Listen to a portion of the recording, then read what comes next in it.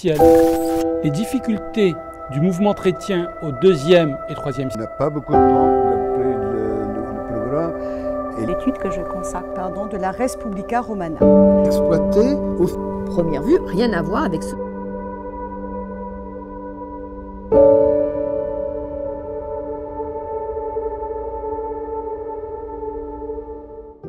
Je vais vous parler donc de la pratique mythographique de Parthénios de Nicée et de l'usage des passions amoureuses chez les poètes élégiaques, pour autant qu'on peut le reconstituer. Donc, le recueil de Parthénios de Nicée, que nous connaissons sous le nom d'Erotica Pathemata, Passion amoureuse, s'ouvre sur un petit texte adressé à Cornelius Gallus. Vous avez en partie ce texte, je crois que j'ai mis l'introduction en entier. Donc cette préface, donc Cornelius Gallus, le poète romain sans doute le plus célèbre à ce moment-là, puisqu'il est l'auteur des Amores, qui est le premier recueil de poésie élégiaque. Il lance un genre qui est le seul genre proprement latin, qui sera le seul genre proprement latin, les autres étant inspirés fortement de la Grèce. Alors, nous n'avons pas de témoignages fiables sur les circonstances de l'arrivée à Rome de Parthénios de Nicée dans les années 70-60. Il passe pour avoir été fait prisonnier par un Cinna lors de la prise de sa ville natale. Ce qui est assuré est qu'il fut un poète reconnu dans le cercle des poetae novi, c'est-à-dire des poètes nouveaux, Catulle et son cercle, et que cette notoriété perdura auprès des élégiaques.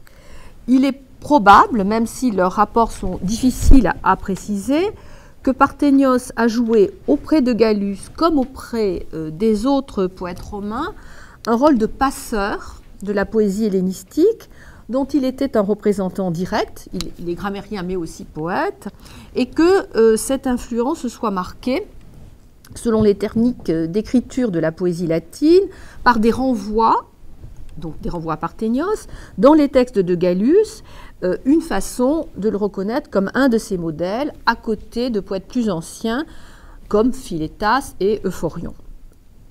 Cela dit, pourquoi Parthénios a-t-il choisi de dédier son recueil à Gallus dans les termes où il l'a fait? Je commencerai, pour essayer de répondre à cette question, par analyser rapidement la dédicace que vous avez, où Parthénios présente son texte comme pouvant servir à Gallus en donnant deux raisons, le sujet et la forme narrative choisie.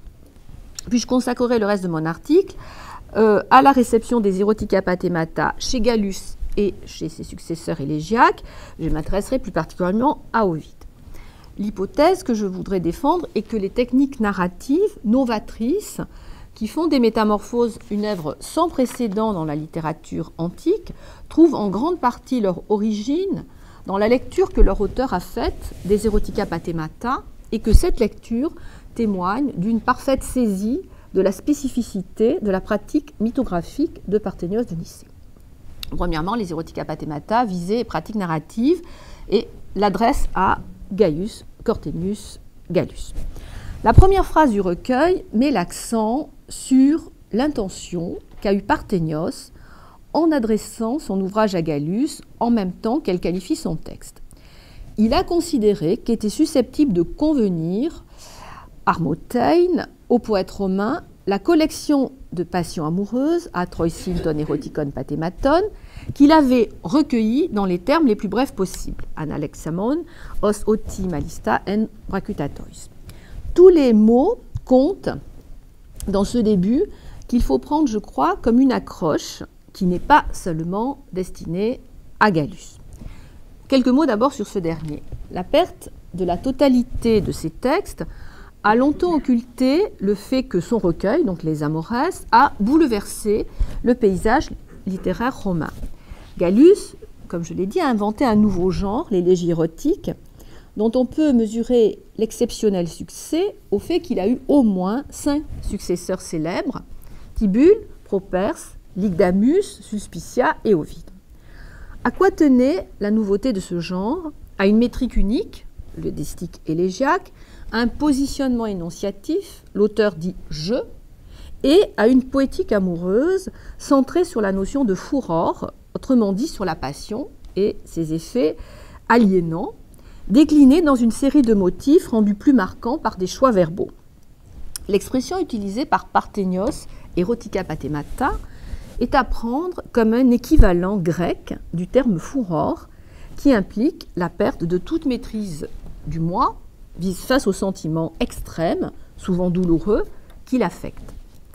Je reviens à l'introduction donc du recueil de Parthénios de Nicée. Associer d'entrée son texte à Gallus, comme il le fait, était, à mon avis, stratégique. C'est en effet souligné que son sujet était en totale adéquation avec l'actualité littéraire. Je voudrais rappeler ici que le destinataire d'un texte est certes désigné comme son premier lecteur, ou le lecteur donné comme préférentiel pour l'auteur, mais que ce n'est pas le seul, ni le plus important, finalement. L'indication d'un destinataire vaut aussi, et même surtout, pour les autres lecteurs, qui ont à prendre la personne nommée, ici Gallus, et les termes dans lesquels l'auteur s'adresse à elle, comme autant d'indices qui sont en réalité à leur usage. Si l'on examine dans cette perspective les quelques lignes adressées à Gallus, on en conclura qu'elles contiennent deux clés de lecture. L'indication que le sujet du recueil est le même que celui de Gallus, les erotica pathemata, et l'information que le texte de Parthénios a une caractéristique qui lui est propre, sa forme narrative. Comme nous allons le voir, bien qu'elle soit présentée dans des termes presque dépréciatifs, sa façon de raconter des erotica pathemata est en fait particulière et novatrice. Poursuivons donc l'analyse du texte introductif. En lisant son recueil, précise Parthénios, Gallus comprendra l'essentiel. Katanoeseis ek tondeta pleista, des histoires évoquées par certains poètes chez qui leur narration n'est pas une fin en soi, mais autotélos les legmena. La notation est importante. Elle met en évidence ce qu'apportent de nouveau les récits de Parthénios. Il pallie l'absence, dans les textes poétiques, de certains éléments narratifs nécessaires à la compréhension des histoires, les poètes jouant, en particulier à partir de l'époque alexandrine, sur une culture partagée avec leurs lecteurs, culture vaste et savante, permettant des jeux d'allusions complexes. Comme il est peu crédible que Parthénios ait écrit son texte donc uniquement à l'usage de Gallus, sous prétexte qu'il portait sur le sujet central de sa poétique, les erotica pathemata, il faut retenir ici l'affirmation de la particularité narrative qui distingue ces textes en prose de ceux des poètes ayant évoqué les mêmes passions amoureuses dans des contextes non précisés. Parthénios dit qu'il a raconté ces histoires pour elles-mêmes. Revenons ensuite sur l'expression armotein. Il précise à Gallus qu'il lui sera possible d'introduire dans ses poèmes épée et elegeiai. Bon, je laisse de côté la question de savoir s'il y avait des épées et des elegeiai et à quoi ça correspondait. Donc, qu'il lui sera possible d'introduire dans ses poèmes les erotica pathemata qui lui conviendront le plus, armodia. Après avoir souligné que ces erotica pathemata manquent du péritone recherché par Gallus, Parthénios donne en quelque sorte la raison de ce manque. Il les a rassemblés à la façon d'aide-mémoire, hypnomématon, tropon, et que c'est cet usage crécine qu'elles auront aussi, croit-il, pour Gallus.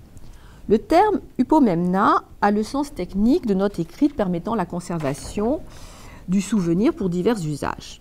Ici, leur contenu consiste apparemment, jugé par le recueil de Parthénios, dans les éléments essentiels auxquels on doit réduire un récit pour pouvoir le garder en mémoire. L'usage que Gallus pourrait faire de ces notices n'est pas précisé par Parthénios, mais il est probable que l'intéressé, ce contemporain, comprenait immédiatement à quoi Parthénios faisait allusion. Gallus ayant recouru sans doute largement, et en tout cas on le sait significativement dans ses poèmes, aux exemples mythologiques. Donc ce n'est pas grand-chose de Gallus, mais on sait qu'il y avait l'usage des exemples, dont quelques-uns qu'on a répertoriés. La modestie inhérente au style de l'adresse ne doit pas égarer le lecteur moderne. Il ressort de ce qui, sous la couleur d'une dédicace, est une préface programmatique, que Parthénios présente ici à Gallus, ainsi qu'à tous les autres poètes et lecteurs romains, un texte dont il souligne la nouveauté radicale.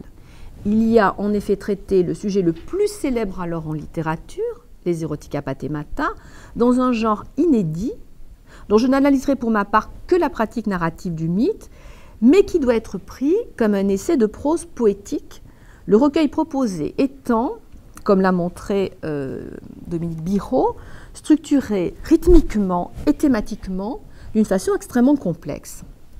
Donc je renvoie à des études qui ont été faites dans le recueil édité par Arnaud Zucker en 2008, dont une étude de Biraud qui, au terme d'une démonstration extrêmement serrée, conclut, je cite, à l'élaboration d'une prose poétique structurée non seulement par des isosyllabies, mais aussi par des isotonies et des clausules accentuelles. Donc, en résumé, je crois que mutatis mutandis, Parthénios présente son recueil comme l'équivalent des Amoresses, en fait, un autre genre littéraire possible pour la thématique qui était depuis longtemps au centre des préoccupations aussi bien des poètes hellénistiques grecs, dont Parthénios est un représentant, que de leurs émules romains, les Erotica Pathemata, dont Gallus venait de renouveler spectaculairement l'expression. La pratique narrative maintenant de Parthénios. Avant de passer à l'usage que Gallus a pu faire des Erotica Pathemata, je voudrais, à propos de la pratique narrative de Parthénios, ajouter à ce qu'il en dit dans son espèce de préface quelques précisions sur ce qui ressort de la lecture en continu de son recueil. La grande nouveauté de sa pratique narrative est, selon lui, qu'il a raconté chaque histoire pour elle-même, dans les termes les plus brefs possibles, mais de façon à ce que le lecteur en comprenne l'essentiel. Ce qui implique un récit linéaire, où les situations et les actes sont présentés avec le minimum de détails. Ce qu'il ne dit pas est que chaque récit se révèle, du coup, composé d'une série de séquences dont le lecteur s'aperçoit, en lisant son œuvre en continu, qu'elles sont en fait communes avec d'autres récits du recueil ou avec d'autres récits mythologiques qu'il connaît. Je prendrai pour exemple l'histoire 30, pour lequel il n'y a pas de manchette indiquant une source. Je la lis. On raconte aussi qu'Héraclès, quand il emmena d'Érythie les bœufs de Gérion, erra dans le pays des Celtes, puis parvint chez Brétanus. Il avait une fille qui se nommait Keltinée. Celle-ci, éprise d'Héraclès, cacha ses bœufs et refusa de les lui rendre s'il ne s'unissait d'abord à elle. Héraclès, pressé d'une part de récupérer ses bœufs, mais aussi subjugué qu'il était par la beauté de la jeune femme, s'unit à elle et le temps venu, il leur naquit un fils, Keltos, du nom duquel on nomma les Celtes. Il s'agit d'une histoire typique de la façon dont les Grecs déplacent dans le passé leur premier contact avec des peuples étrangers, alors inventant une origine grecque. Le récit rapporté ici fait d'Héraclès le père du héros éponyme de la nation celte.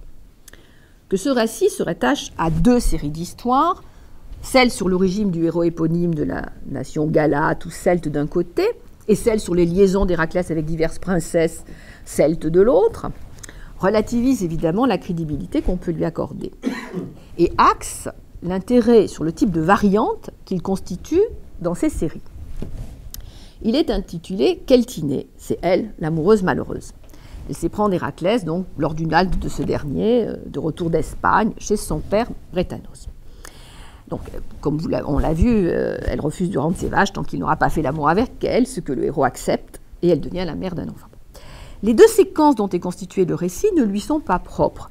Lightfoot, qui donc a édité de façon extrêmement fouillée, intéressante les Erotica Pathemata, cite comme autres voleurs des bœufs de Gérion, Cacus, Lacinus, Ialébon, Derquinus de Ligurie, Éris de Sicile et Nélée, et renvoie à Timagène pour les liaisons d'Héraclès avec des princesses celtes. Il est probable que les lecteurs de Parthénios ne connaissaient pas tous ces récits. En revanche, peut être certain qu'ils avaient entendu parler de Cacus. Il est moins sûr qu'ils aient été au courant de la version locale, c'est-à-dire dans le Latium, des exploits amoureux d'Hercule, mais c'est plausible, et Ovide en tout cas la connaît, car elle avait dû être répandue par l'illustre gens romaine qui en était la bénéficiaire. Donc voici de quoi il s'agit. Au cours de son séjour dans le Latium, Hercule se serait uni à une fille du pays, parfois identifiée comme la fille du roi Évandre, et cette dernière aurait donné naissance au premier Fabius. Donc, je rappelle qu'un des premiers analystes romains, Fabius Pictor, appartient à cette gens et que son origine familiale aurait joué, dit-on, dans la transmission du passé romain, particulièrement dans la transmission de cette histoire-là. Donc on a, pour le Latium, une histoire donc, de héros éponyme née de la liaison d'Héraclès avec une fille du coin. Bref, il est peu probable que le lecteur, du moins le lecteur évoluant dans l'entourage de Parthénios, de Nicée et de Gallus, n'ait pas immédiatement repéré dans cette histoire celte deux séquences de récits romains, dont l'un présentait aussi Hercule comme le père d'un héros éponyme, et peu probable aussi que ce n'ait pas été l'intention de l'auteur de lui faire effectuer cette opération de déconstruction du récit exotique en séquence, renvoyant des récits locaux. Le tout pour le plaisir que procure une culture partagée quand elle s'exerce d'une façon raffinée, autrement dit, quand entre en jeu l'ingénium de l'auteur, mais aussi du lecteur. Mon deuxième exemple est l'histoire 33. La manchette indique 3 noms d'auteurs l'ayant raconté, avec pour le premier, Xanthus, le titre de l'œuvre des Lydiaca. La première phrase présente l'histoire intitulée Assaon comme un récit sur Niobé qui divergerait sur beaucoup de points de la version thébaine. Il y a également une version de l'histoire de Niobé qui diverge de la Vulgate. Le père de cette Niobé se nomme Assaon, son mari Philotos. Les deux noms figurent donc parmi les différences. On est dans le même cas de figure que dans l'histoire 30, sauf qu'ici, Parthénios signale lui-même le récit comme une autre version d'une histoire grecque célèbre, ce qui revient à inciter plus nettement le lecteur à faire le départ entre ressemblance et différence. Or, qu'est-ce qui résulte de la suite de l'histoire ? A priori, l'impression que l'histoire n'a rien à voir avec celle dont la thébaine Niobé est traditionnellement la malheureuse héroïne. Le récit est composé de 5 séquences, comme l'effet de la querelle arrivait avec Léto. 1. Son mari, Philotos, perd la vie à la chasse. 2. Assaon, qui désirait sa fille, veut l'épouser. 3. Sur son refus, il invite les enfants de Niobé à un banquet durant lequel il les fait brûler. 4. Sous l'effet de ce malheur, Niobé se précipite du haut d'un rocher. 5. Assaon, dont je rappelle que c'est le protagoniste de l'histoire puisqu'elle porte son nom, prenant conscience de ses fautes, se suicide. Donc la querelle avec Léto est présentée comme le point de départ des malheurs de Niobé, ce qui est aussi le cas dans la version thébaine. La suite, comme vous voyez, est une série de surprises, puisque les épisodes qu'on vient de voir n'ont, à première vue, rien à voir avec ceux de l'histoire thébaine. Mais il est tout de même possible de déceler 3 séquences communes. 1, la mort du mari. 2, la perte des enfants. Et c'est avec la séquence suivante le noyau dur de l'histoire de Niobé. Et une fin en relation avec son désespoir et un rocher. Mais évidemment, ici, on a une variation. S'il poursuit le jeu de la reconnaissance à propos de chacune des séquences qui remplacent, en quelque sorte, dans la version lydienne, celle de la version thébaine, un accident de chasse, un désir incestueux poussant à commettre un forfait, la mort d'enfants au cours d'un banquet où ils sont victimes à la place d'un de leurs parents, un suicide du haut d'un rocher, le lecteur peut aussi penser à plusieurs autres histoires où ces séquences jouent un rôle plus ou moins important. À titre d'exemple, la mort d'enfants au cours d'un banquet où ils sont victimes à la place d'un de leurs parents peut leur rappeler le destin de Thyeste, qui se venge ensuite de son frère par un inceste, avec sa fille, comme vous le savez, une séquence présente également dans la version lydienne de Niobé. Le rapport de Parthénios à son lecteur est donc plus complexe que ce qu'annonce son texte programmatique, constitué un recueil d'erotica pathemata utilisable en poésie. Son ouvrage est destiné à des lecteurs susceptibles de goûter pleinement la nouveauté des récits choisis. La déconstruction qu'opère Parthénios en les racontant sous la forme de séquences leur permet d'apprécier, après un premier effet de surprise, la variation ingénieuse que chacun constitue par rapport à d'autres récits plus connus et à entrer dans un jeu presque sans fin de comparaison et de rapprochement. Donc je passe maintenant à la deuxième partie, la réception de Parthénios chez les poètes romains. Gallus. Elle a été facilitée donc par le fait que Parthénios a traité ses Erotica Pathemata à la manière gallienne. Le recueil envoyé à Parthénios correspond à sa pratique poétique dans le détail et pas seulement dans l'objet général. Il semble que Gallus ait repris au moins une des histoires racontées par le poète grec, celle des amours d'Énone et de Paris. Mais nous n'avons aucun indice sur son usage dans les Amoresques. En revanche, on peut formuler des hypothèses sur la façon dont Gallus se serait servi globalement des Erotica Pathemata à partir du témoignage indirect que constitue la pratique des poètes élégiaques dans certains passages qui renvoient directement ou indirectement à Gallus. Je commencerai par deux récits de Properce qui ont pour caractéristique de proposer un catalogue d'Erotica Pathemata, autrement dit un modèle réduit du recueil de Parthénios, à cette spécificité près qu'il s'agit d'Erotica Pathemata uniquement féminins. Dans l'élégie 3.19, Properce soutient, en réponse à Saint-Tique, qui lui reproche souvent nostra libido, celle des hommes donc, l'idée que l'emprise de la libido serait plus forte sur les femmes. Une série d'évocations de personnages mythologiques, Tyro, Myrrha, Médée, Clytemnestre et Scylla, est introduit par le terme testis, donc pour preuve, qui les annonce comme autant d'exemplats illustrant la thèse avancée. Leur histoire est résumée en 2 vers, où est rappelé un détail frappant. Le commentaire adjoint par le poète à son résumé porte la dernière de ces histoires à 8 vers. Donc elles sont toutes 2, mais il y en a une qui a 8. Dans l'Art d'aimer, en 1 269-350, Ovide reprend la thèse de Properce. La libido masculine serait Parchior, plus modérée, Nectam furiosa, et sans autant de transport furieux que celle des femmes, dans une perspective, si je puis dire, dynamique.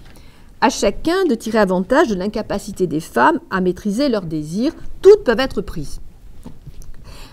Ovide pratique ensuite de la même manière que Properce pour leur Erotica Pathemata. Biblis, pratique de la même manière que Properce. Alors d'une part en listant des personnages mythologiques féminins, plus ou moins célèbres pour leur souffrance amoureuse, donc Biblis, Myrrha, Pasiphae, Méropée, Scylla, Clytemnestre, Médée, la femme d'un Mintor, qui n'est pas nommée ici, Phèdre, la seconde épouse de Phinée, et d'autre part en consacrant entre 2 et 4 vers à chacune d'entre elles, sauf à Pasiphae qui a droit à 38 vers. On trouve donc chez les 2 auteurs des incestueuses, des femmes adultères, des filles qui trahissent leur patrie, des femmes jalouses, autrement dit, des cas de figure évoqués aussi par Parthénios de Nicée. S'il est probable que le texte d'Ovide est une variation sur celui de Properce, l'identité de construction entre les 2 passages, et en particulier le choix de développer davantage l'un des cas de figure, laisse supposer l'existence d'un texte modèle sur ce plan, au moins ce qui oriente vers le seul poète élégiaque qui puisse un dénominateur commun, Gallus. Il y a également un autre texte qu'on peut utiliser pour ça, c'est la Bucolique 6 de Virgile, où il y a une série d'érotica, alors pas Pathemata, pas simplement féminin, où il y en a un beaucoup plus développé et qui est adressé à Gallus. Donc si cette hypothèse est fondée, on peut déduire que Gallus avait une double pratique de l'exemplum, une courte, 2 à 4 vers, et une plus développée. Cette deuxième hypothèse peut être corroborée par le fait que Tibulle, qui généralement ne recourt pas à l'exemplum mythologique, en développe toutefois un, mais assez longuement, 24 vers, dans son élégie de Troie.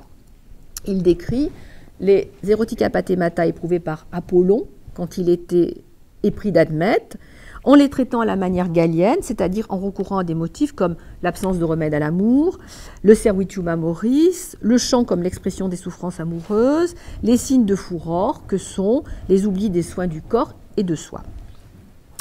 On peut aussi supposer, à partir d'un autre texte, que Gallus développait dans un ou probablement plusieurs textes des exemples mythologiques d'Erotica Pathemata. Il s'agit de l'élégie 1.20 adressée à Gallus, qui, argument supplémentaire, comporte un certain nombre de renvois textuels à Parthénios de Nicée, comme l'a montré Keynes dans son Propertius. Donc Properce évoque, à l'appui du conseil qu'il donne à Gallus, ne pas confier imprudemment son aimé aux nymphes, en 34 vers, l'enlèvement d'Hylas par des naïades et le désespoir de son amant Hercule. Je passe maintenant à Ovide. À l'inverse de Gallus, on n'est plus avec Ovide dans le royaume des hypothèses. Nous avons 3 signes relativement sûrs de son intérêt pour le recueil de Parthénios. Le premier est la façon dont il reprend la 4e histoire racontée par le poète grec intitulée Énone. Son héroïde 5 est une espèce d'exécution du texte d'envoi des Erotica Pathémata. Il s'agit d'un traitement à la manière gallienne du récit de Parthénios. Alors, je le laisse de côté pour le moment, si j'ai le temps, je reviendrai, parce que j'avais travaillé sur ce texte dans un autre article. Donc, je prends le deuxième indice. Parthénios est la seule source connue pour une histoire qui joue un rôle fondamental dans les métamorphoses, celle de Daphné. Elle est racontée, donc, je vous l'ai mise, c'est l'histoire 15, en 3 épisodes, dans la 15e notice des Erotica Pathémata. Premier épisode, un jeune homme, le Kypos, pris du désir pour la jeune fille, met des vêtements féminins pour pouvoir chasser avec elle. Daphné s'éprend de lui, il lui plaît, elle ne cesse de l'embrasser, de l'enlacer, ne le laisse pas s'éloigner. C'est une variante d'un exemplum gallien, l'histoire d'Atalante et de Milanium, ce qui peut constituer une raison pour Ovide se soit intéressé à la suite. Tout simplement, dans l'histoire d'Atalante et Milanion, il ne se déguise pas. Il l'accompagne en tant que serviteur, il s'occupe des chiens, des filets, enfin de tout ce qui est un peu pénible dans la chasse. Et à la fin, elle s'éprend de lui. Deuxième épisode, donc là on a une variante. Deuxième épisode, Apollon, jaloux, inspire à Daphné l'idée d'aller se baigner avec ses compagnes. Le Kypos refuse de se déshabiller, les jeunes filles lui arrachent ses vêtements. Comprenant ce qu'il avait manigancé, toutes lancent sur lui leur javelot, mais les dieux le rendent invisible. Troisième épisode, Apollon s'approche de Daphné, elle s'enfuit.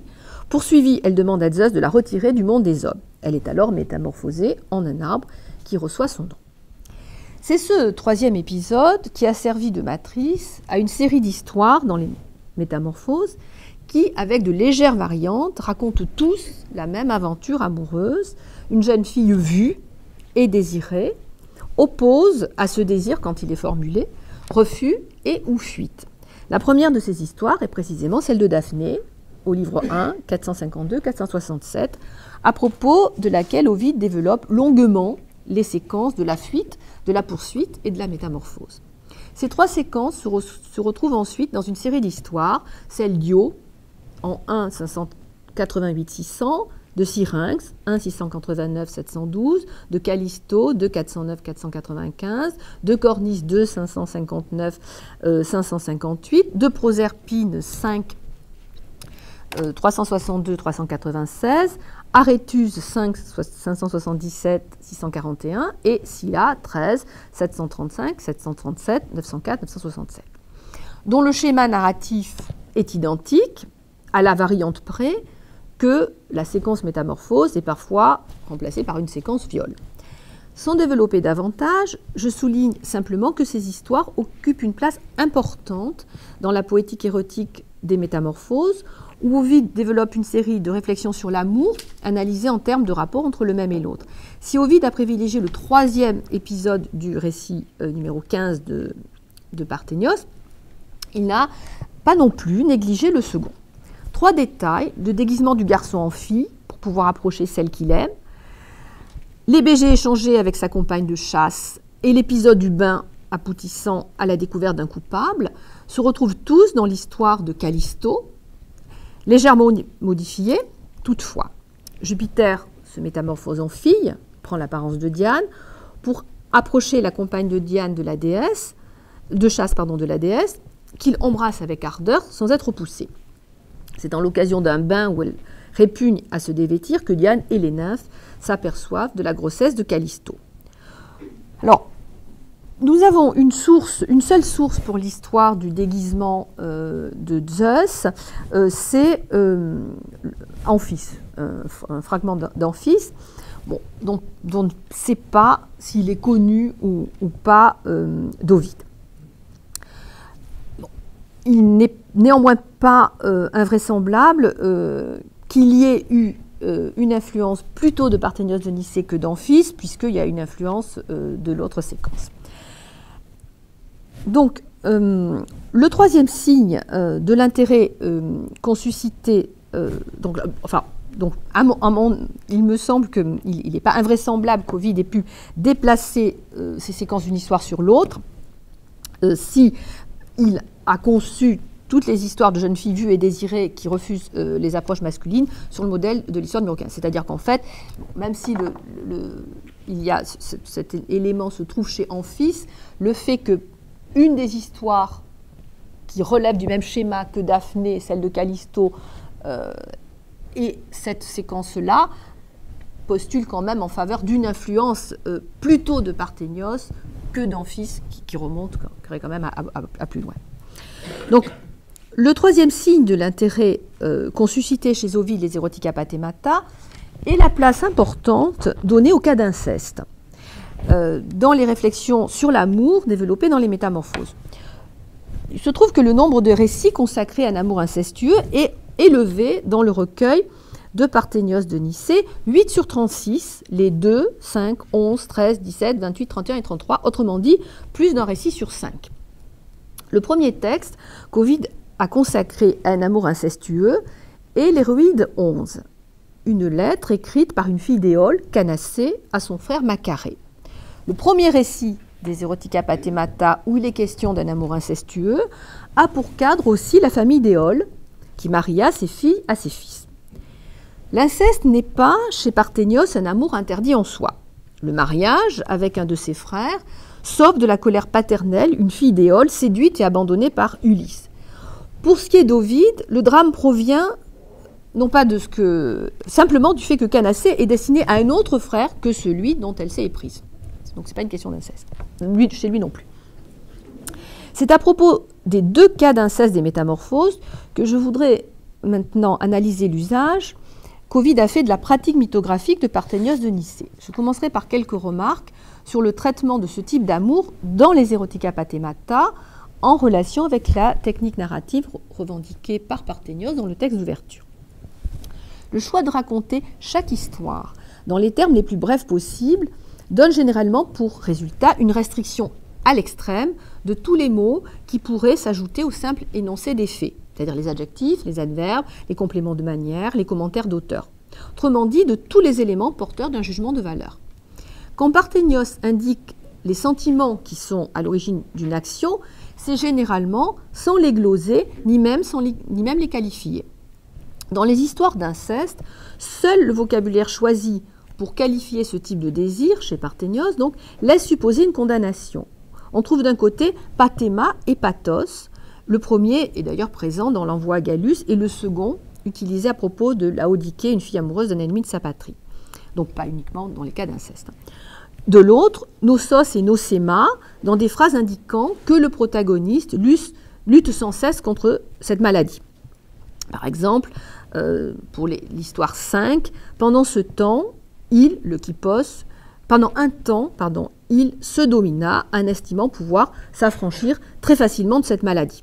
Et c'est le cas aussi des histoires 11, 13 et 17. Si l'on prend le récit le plus développé, qui est l'histoire 17, que je vous ai mise, intitulée « À propos de la mère de Périandre », la perspective choisie est clairement psychologique. Quoique le récit soit centré sur la mère de Périandre, dont toutes les phases de la passion sont évoquées, l'expérience d'amour incestueuse vécue par le jeune homme est donnée d'entrée comme l'explication de son caractère et plus particulièrement de ses actes criminels dans le cadre de la cité. On dit aussi que Périandre, qui à l'origine était un être doux et aimable, devint par la suite sanguinaire pour la raison suivante: sa mère, alors qu'il était tout jeune, fut prise d'un intense désir pour lui. J'avais, dans un article précédent, rapproché les textes de Parthénios des sujets de controverse, une pratique rhétorique qui a commencé à se développer à Rome à la même époque. Les sujets des controverses, dont les protagonistes sont le plus souvent les membres d'une même famille, père, mère, fils, frère, beau-fils, bru, etc., et qui évoquent des situations conflictuelles violentes, sont énoncés aussi dans les termes extrêmement brefs. Cette concision est voulue, c'est le préalable à leur traitement par les rhéteurs et leurs élèves qui doivent les développer en usant de toutes les ressources amplificatrices de l'éloquence. je crois que Ovide a procédé avec les Erotica Pathemata de Parthénios exactement comme il l'avait fait dans les écoles de rhétorique où il s'est très jeune distingué. Je vais essayer de le montrer à propos de 2 cas d'inceste racontés dans les Métamorphoses. D'autant que la façon dont Ovide va développer donc les cas d'inceste est exactement la même que dans le cas le plus développé, l'histoire 17, c'est-à-dire de manière psychologique, qui va toujours, ce sera rhétorique et psychologie qui vont être à la base de son amplification des histoires d'inceste. Donc première histoire d'inceste, c'est celle de Byblis et de Conus au livre 9 des Métamorphoses. Parthénios avait donné 2 versions de cette histoire dans son 11e récit.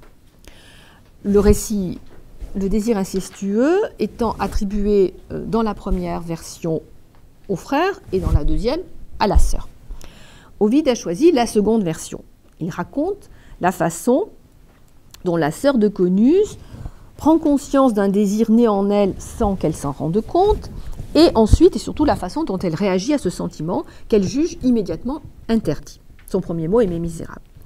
C'est une étape qui n'existe pas chez Parthénios, qui écrit « Mais la plupart disent que c'est Byblis qui était amoureuse de Conus, et qu'elle vint lui parler et le supplia de ne pas la laisser, sans rien faire, en venir au suprême malheur. » Cependant, c'est bien cette phrase, la deuxième phrase, donc, qui est à l'origine du texte ovidien, qui comporte 2 parties, dont la première motive et la seconde développe la démarche évoquée par Parthénios. Donc, à l'issue de ces premières réflexions, en effet, Byblis est arrivé à la conclusion que Rekistas, cette affaire, réclame l'accord des 2 partenaires et décide d'agir en conséquence en écrivant une lettre à son frère pour tenter de le convaincre. Dans cette lettre, donc là c'est une lettre et pas une intervention directe, elle pose la question de l'interdit en avançant divers arguments en faveur d'une solution consistant à vivre tranquillement leur liaison dans le secret, ce qui est exactement ce qui se passe dans les histoires 13, 15, 17 et 31 de Parthénios. Si le rapport à la morale est ici seulement effleuré, Byblis cherchant tout de suite une solution pratique, il n'en est pas de même dans la seconde histoire d'inceste des Métamorphoses, celle de Myrrha. Son narrateur, Orphée, prend soin de la condamner avant même de la raconter. Il le fait avec une insistance qui, chez Ovide, ne saurait être que suspecte. Le récit est en effet précédé d'un avertissement à 2 catégories d'auditeurs-lecteurs. « Je vais chanter des choses terribles, dira Canam. Procul hic natae, procul este parentes. Allez-vous-en loin d'ici, fille, loin d'ici, père. » J'emploie ici exprès le mot lecteur parce que c'est un moment de rupture d'illusion narrative, puisque Ovide s'adresse à ce moment-là au lecteur. L'auteur principal pointe ici derrière l'auteur secondaire Orphée les mots choisis parce que les mots choisis sont empruntés à 2 autres poèmes ovidiens. Indépendamment du fait que cette déclaration élimine d'entrée une grosse partie du lectorat, si on enlève tous les pères et toutes les filles, il ne reste plus grand-chose, ce qui n'est pas dans l'intérêt d'un poète et donc étonnant de sa part, Procul este renvoie à 2 passages où Ovide a usé de la même expression solennelle, qui est par ailleurs tirée d'un texte de Virgile. Elle est tirée de la bouche d'une expression utilisée par la Sibylle, donc au livre 6, pour décourager les autres Troyens de la suivre quand elle s'enfonce dans les enfers avec Énée. Donc Ovide reprend cette expression solennelle dans 2 passages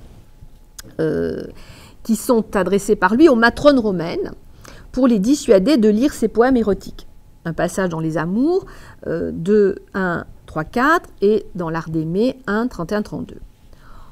Or, dans les 2 cas, il est difficile de prendre ces 2 injonctions au sérieux, non seulement à cause du transfert d'une expression solennelle d'un genre noble, l'épopée, à un genre mineur, l'élégie, où cette grandiloquence détonne, mais aussi parce que les lectrices féminines d'Ovide, à qui est dédié le livre 3 de l'Art d'aimer, ne peuvent appartenir en raison de la culture requise pour ce type de texte qu'à la catégorie sociale si fermement exclue. Donc, tout ajout à une position rigoureuse est, comme on le sait, susceptible de l'affaiblir. Demander, comme le fait ensuite Orphée, après les avoir exclus, donc aux filles et au père, qui passeraient outre, donc qui liraient quand même. Si son chant les séduit de ne pas croire à ce récit, ou, nouvelle concession, si c'est le cas de croire aussi au châtiment, suppose que la première injonction aura été inefficace, ce qui soulève évidemment un doute sur l'effet des deux suivants. L'allusion au châtiment rappelle implicitement au lecteur que l'histoire de Myrrha relève donc de la seconde partie du programme énoncé par Orphée au début de son chant. Il a dit qu'il allait chanter donc les jeunes hommes, les puéris aimés des dieux, et le fait que des jeunes filles, frappées par des feux interdits, aient mérité d'être punies pour l'élan de leur désir.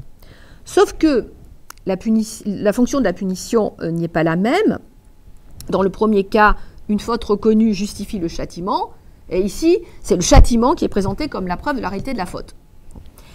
Donc si vous lisez l'histoire, croyez au moins que le châtiment est vrai. Or, la réalité de la faute est précisément la question qui est ensuite débattue.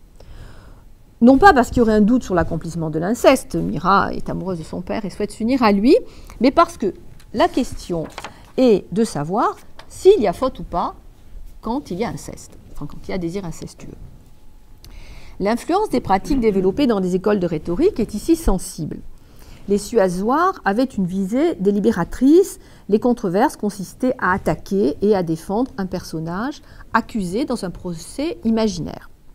Or, que trouve-t-on dans le texte ovidien? Un mixte des deux. Un débat que Myrrha mène avec elle-même, est-elle ou non criminelle en aimant son père, et ce pour décider de la conduite à tenir. Dans le monologue qu'Ovide lui attribue, la jeune fille tente de juger son amour en le confrontant aux normes morales, en l'occurrence au principe de la pietas, qui désigne le sentiment et les relations attendues entre les enfants et leurs parents. Myrrha en appelle en effet aux dieux et à la pietas pour empêcher, en s'y opposant, ce qu'elle appelle un néphas et un scélus. Elle leur dit « hoc prohibite », empêchez au moins ce néphas, résister à mon cri. Mais elle met tout de suite en doute la validité de cette condamnation. Mais, dit-elle, la piété ne condamne pas ce genre d'amour en observant qu'on ne peut la fonder ni sur l'observation de la nature, ni en invoquant les lois. Si on prend la nature, les animaux s'accouplent indifféremment. Et si les lois humaines s'opposent à ce que la nature permet, il est aussi des peuples où l'inceste est pratiqué. Toutefois, ce raisonnement se heurte à un puissant sentiment d'interdit, d'où une oscillation entre une décision et l'autre, le bouleversement émotionnel produit par la passion prenant la forme d'une succession de souhaits, regrets, réflexions, adjurations, et après un long débat, elle décide de se suicider. Non seulement le tableau complexe qui est dressé ici des sentiments et des pensées de la jeune fille rend difficile la simple et immédiate condamnation d'un être en proie à un tel trouble, mais une des observations qui lui sont attribuées met en évidence un paradoxe qui pourrait être la clé du sentiment incestueux et en ferait, ce serait un renversement inattendu, un simple cas de figure de ce qui, selon Ovide, se joue dans le sentiment amoureux, c'est-à-dire un rapport entre le même et l'autre, différent dans ses proportions d'un cas à l'autre. C'est-à-dire pour Ovide, l'amour est toujours un rapport entre le même et l'autre, il y en a plus ou moins, du même, plus du même ou plus de l'autre. Il faut du même pour contrebalancer l'altérité liée à la différence des sexes.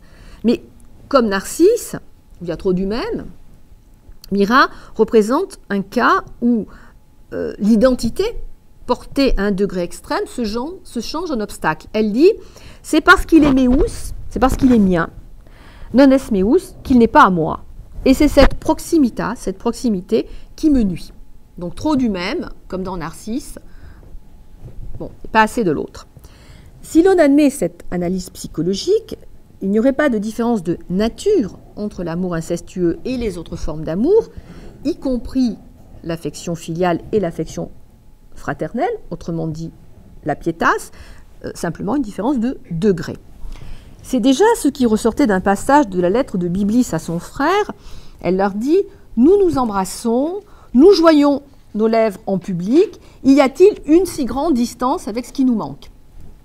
Adapté du modèle des controverses dont le point de départ est un questionnement sur une condamnation à partir d'une loi, autrement dit d'une manifestation de la morale, les débats intérieurs imaginés par Ovide donnent lieu à des questionnements et à des analyses psychologiques. On voit l'histoire 17 de Parthénios de Nicée pour le psychologique, dont l'effet commun est de rendre impossible un point de vue moral univoque.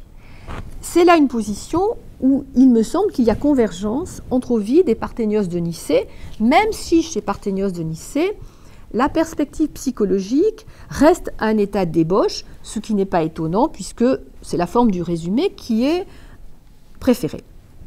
Dans les Erotica Pathemata, ce qui fait sens, ce n'est pas un débat, mais c'est l'accumulation même des histoires de passion incestueuses.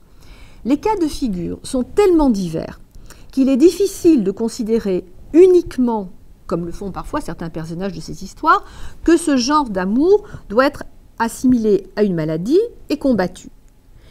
Je crois d'ailleurs que c'est le choix que le choix de placer en première position un cas d'inceste chez les enfants d'éole est un signe clair de l'impossibilité d'une condamnation qui serait univoque, puisque c'est la pratique chez les enfants d'éole. Ce n'est pas un hasard non plus si la bibliste d'Ovide invoque précisément contre l'idée que l'inceste serait un crime le cas des enfants d'éole, avec sans doute un clin d'œil au lecteur à propos de la source de cette information. Elle dit « Mettons que cela me plaise, à lui cela semblera un crime. Mais les enfants d'éole n'ont pas eu peur de la couche de leur sœur. Mais où en ai-je entendu parler? Pourquoi m'être procuré ces exemples ?» Alors, c'est ce qu'on appelle, enfin, ce qu'on a repéré comme ce qu'on appelle les footnotes, à la manière alexandrine, c'est-à-dire que où est-ce qu'elle l'a lu? En tout cas, c'est Ovide qui l'a lu chez Parthénios de Nicée.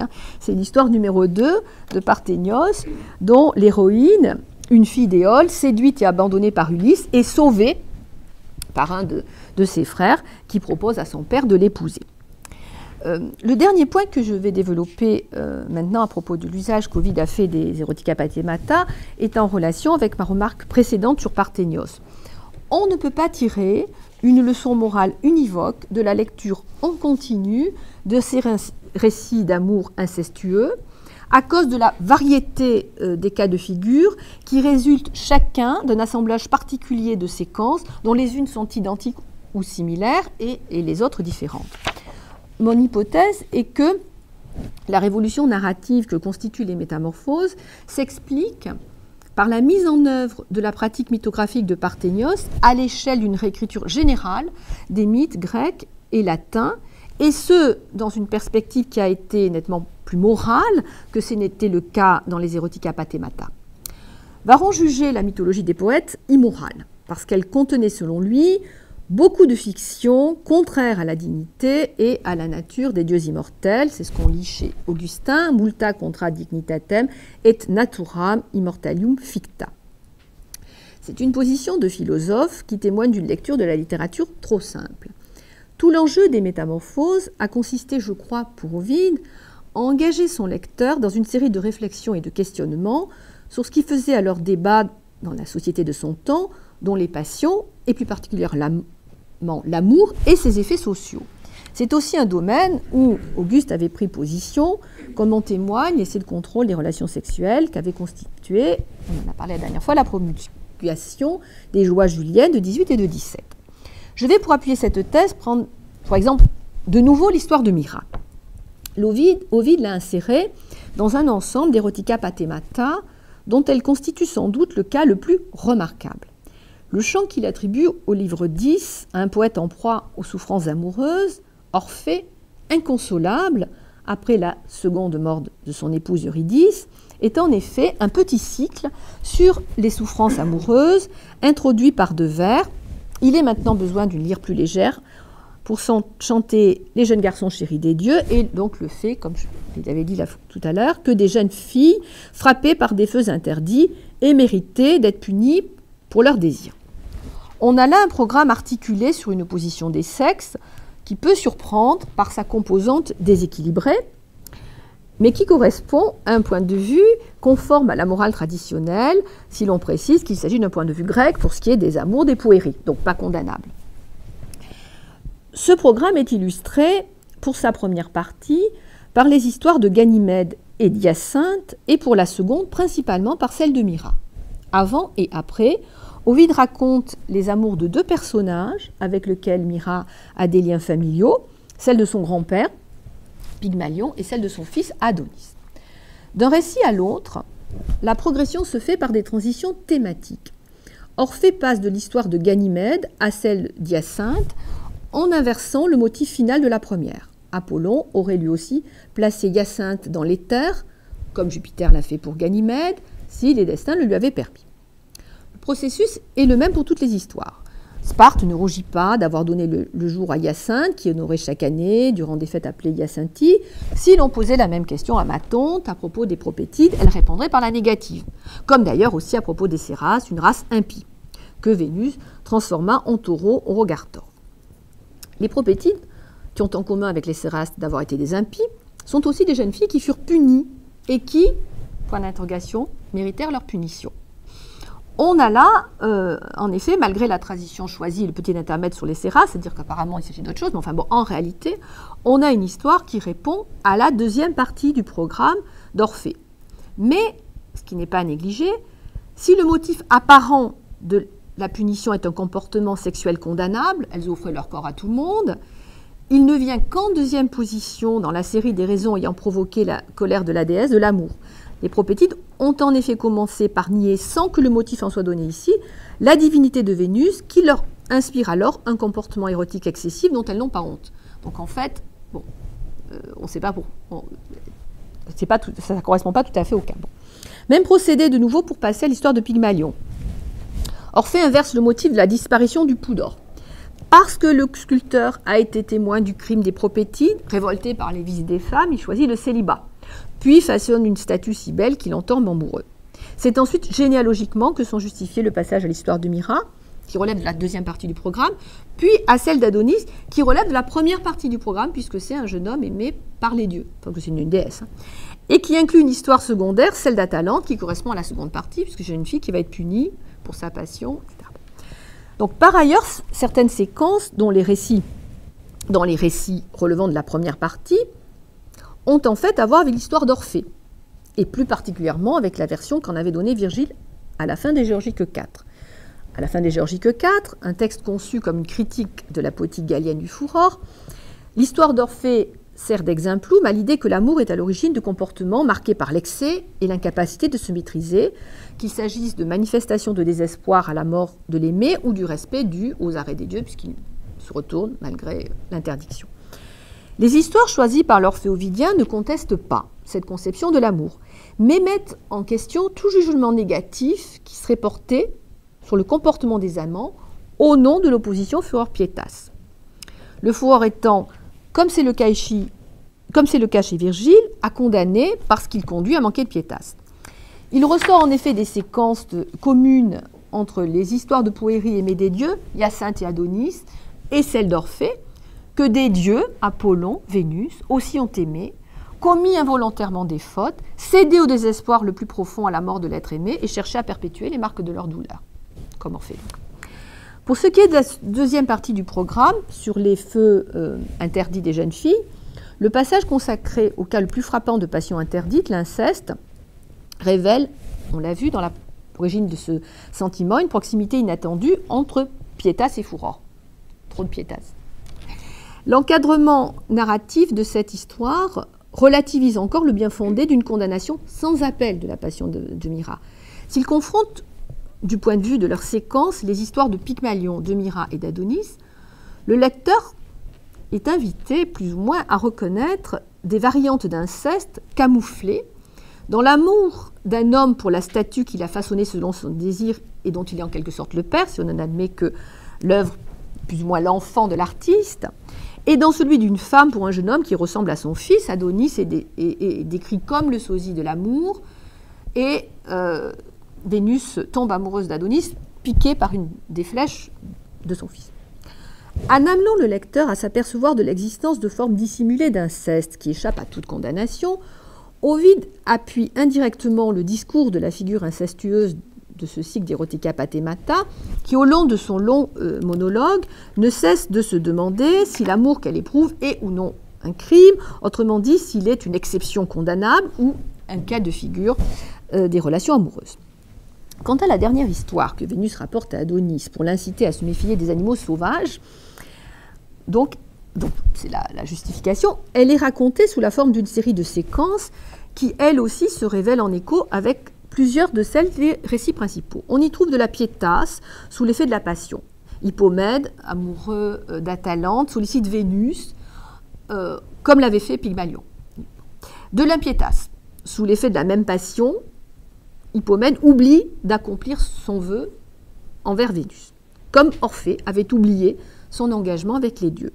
Une punition divine.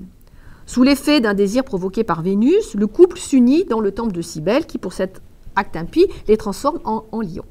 Résultat, plus encore que dans le cas de Myrrha, le lecteur est implicitement invité à remettre en question la pertinence du jugement de valeur porté par Orphée sur les amours de jeunes filles qu'il raconte.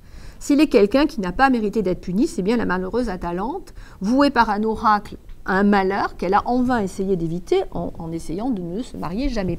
Bon. Ce n'est pas un hasard si l'histoire de Byblis est racontée par Ovide au livre 9, où elle est suivie d'une autre histoire d'amour interdite, celle d'Iphis, amoureuse d'une autre fille, Iantée. On a là, juste avant le grand passage des Métamorphoses consacré à Orphée, deux récits de jeunes filles frappées par des feux interdits, autrement dit, un premier traitement par Ovide du sujet qu'il attribue ensuite à un narrateur secondaire Orphée, en l'assortissant d'une condamnation morale. Au livre 10, Ovide raconte, en la prenant à son compte, une histoire de Puer chérie des dieux, celle de Cyparissus, juste avant qu'Orphée ne commence son propre chant.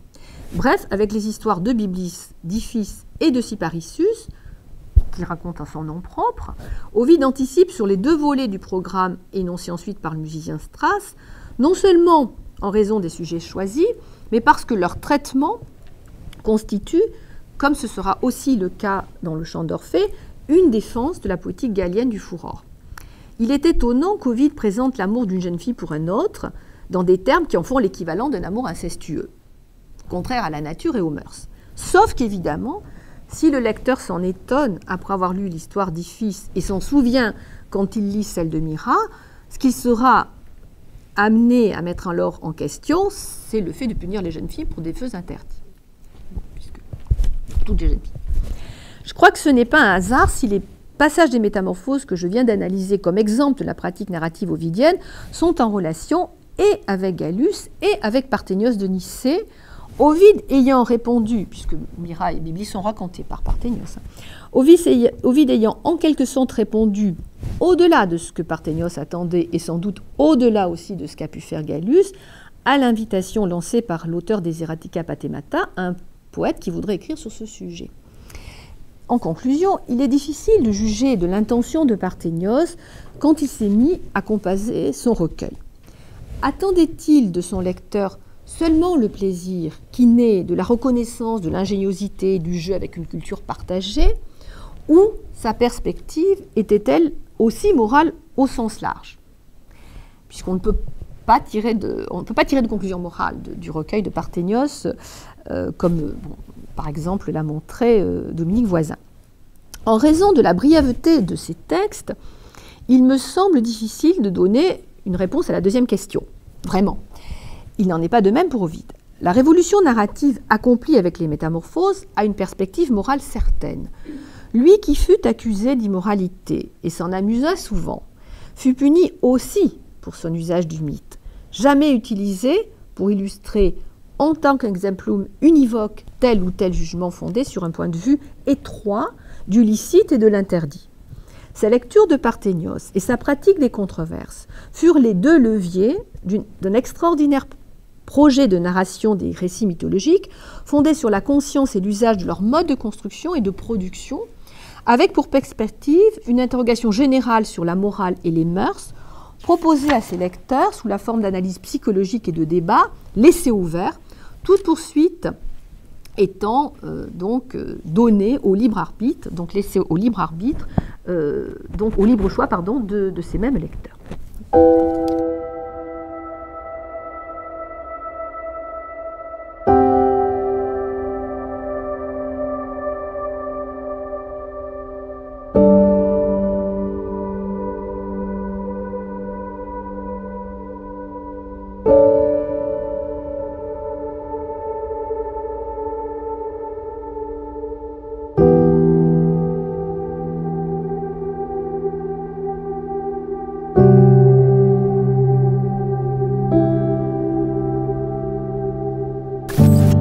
difficultés du mouvement chrétien au deuxième et troisième Il siècle. n'a pas beaucoup de temps pour le programme.